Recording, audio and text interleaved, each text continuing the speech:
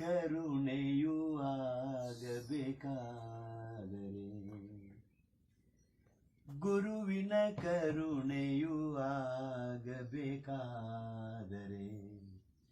ಗರುವನು ಬಿಡಬೇಕು.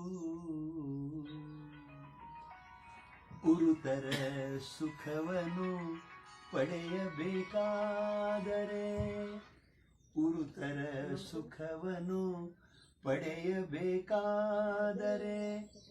ಶರೀರವನ್ನು ಬೇರಿಡಬೇಕು. ಗುರುವಿನ ಕರುಣೆಯು ಆಗಬೇಕಾದರೆ ಗರ್ವವ ಬಿಡಬೇಕು. ಪುಸಿದಿಟವೆಂಬುದ ನರಿಯಬೇಕಾದರೆ ಹಸನಾದವರ ಸಂಗಿರಬೇಕು. ಶಶಿಧರನ ಕೃಪೆಯಾಗಬೇಕಾದರೆ ಶಿಶುವಿನಂತೆ ಮೊರೆಯಿಡಬೇಕು. ಗುರುವಿನ ಕರುಣೆಯು ಆಗಬೇಕಾದರೆ ಗರುವನ್ನು ಬಿಡಬೇಕು. ಕರಣದ ಶುದ್ಧಿಯು ಆಗಬೇಕಾದರೆ ವೈರಿ ಆರನು ಹೊಡೆಬೇಕು.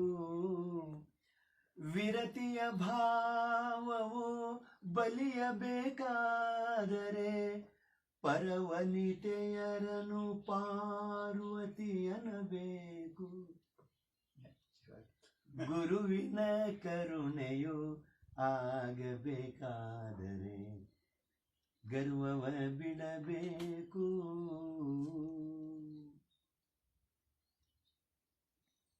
ನೋಡು, ವಿಚಾರ ಮಾಡಿದ್ವಿ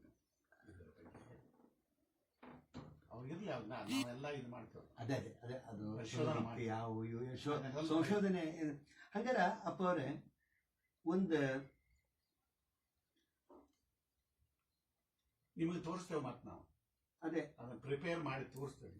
ಉದಾಹರಣೆ ಕೊಟ್ಟಿದ್ದು ಅವು ಒಂದು 150 ಪ್ರವಚನದ ರೆಕಾರ್ಡಿಂಗ್ ಸಂಗ್ರಹ ಅದ. ಅದನ್ನೆಲ್ಲ